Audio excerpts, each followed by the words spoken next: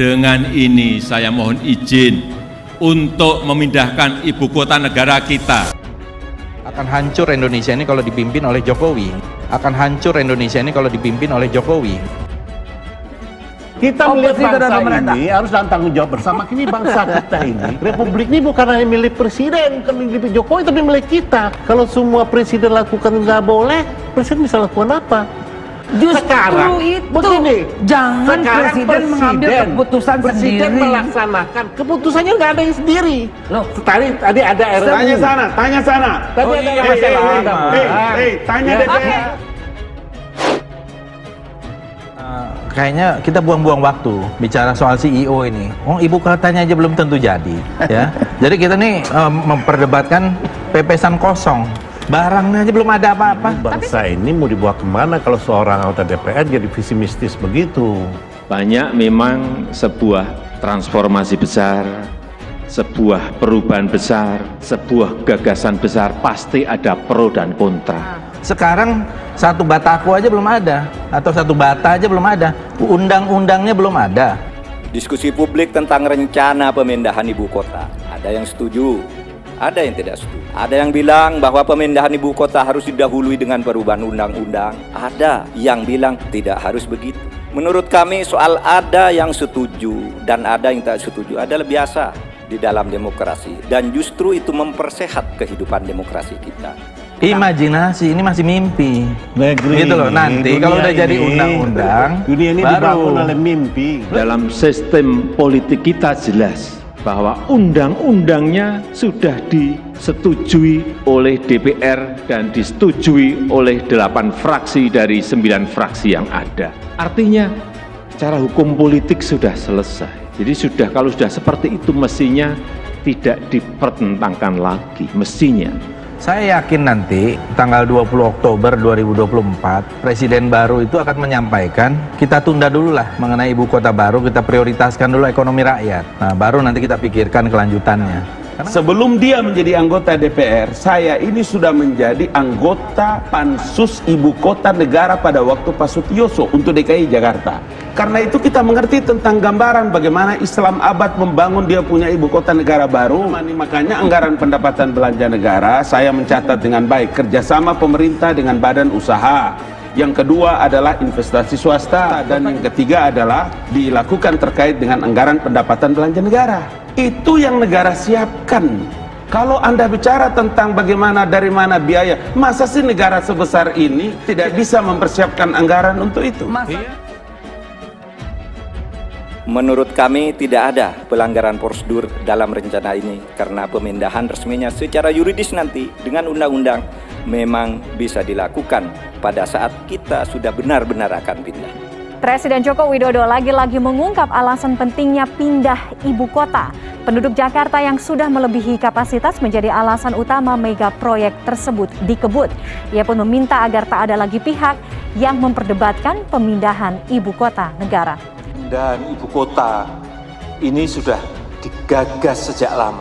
Tahun 57 Bung Karno pernah memiliki keinginan untuk memindahkan dari Jakarta ke Palangkaraya. Sekali lagi, perpindahan ini adalah untuk pemerataan, baik pemerataan infrastruktur, pemerataan ekonomi, dan juga keadilan sosial. 2023 mau 3 tahun mau bikin apa? Harusnya kan anggota DPR memberikan motivasi agar eksekutif itu bekerja sesuai dengan keinginan masyarakat. Yang penting, kalau semua nanti sudah siap, maka barulah pemindahan yang resmi dilakukan dengan pembentukan undang-undang baru atau perubahan terhadap undang-undang yang sudah ada. Kami yakin selama pemerintah konsisten dan cermat dalam melaksanakan rencana ini, maka semua akan selesai dengan baik. Ini resesi global, yang terkait semuanya. Dengan pertumbuhan diperkirakan 4%, malah bisa di bawah itu. Bagaimana? Siapa investor mana Itu kan mau? masih prediksi, Semua aja sekarang belum lockdown. reality. Iya maksud saya. Ini bicara pepesan kosong. Kita kan Jadi bicara reality. Wakil Ketua DPR RI Fadlizon yang penuh kontroversi. Kadang-kadang saya susah juga mengendalikan beliau. Sekarang Wakil Ketua DPR RI kemiskinan naik, pengangguran naik, kehidupan ekonomi kita yang semakin lama semakin kacau, semakin hancur. Akan hancur Indonesia ini kalau dipimpin oleh Jokowi. Akan hancur Indonesia ini kalau dipimpin oleh Jokowi. Ya, saya berharap para elit kekuasaan yang kompak lah, bersemangat dan bergembira, penuh kasih sayang mengatur jalannya negara ini. Itu yang negara siapkan. Kalau Anda bicara tentang bagaimana, dari mana biaya, masa sih negara sebesar ini tidak bisa mempersiapkan anggaran untuk itu? Dalam periode 2022-2023, pembangunan sejumlah infrastruktur seperti Istana Kepresidenan dan Gedung DPR MPR sudah mulai dilakukan. Pada tahap awal, sebanyak 500.000 pegawai negeri sipil, kementerian dan lembaga akan dipindahkan. Defisit kita dengar nih. Kalau Anda bicara tentang defisit negara, makanya, saya pun bisa menjelaskan tentang bagaimana posisi sebelum lagi-lagi sebelum Anda datang tadi. Dan ini adalah sangat mendukung dan sangat memberikan kecepatan yang tinggi mobilitas masyarakat dari Kota Balikpapan, Samarinda ke arah ibu kota negara.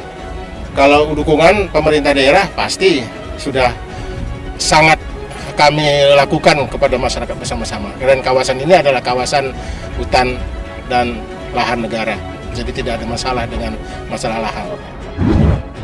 Nah, jadi Bapak tidak usah khawatir, Bapak pasti masuk surga.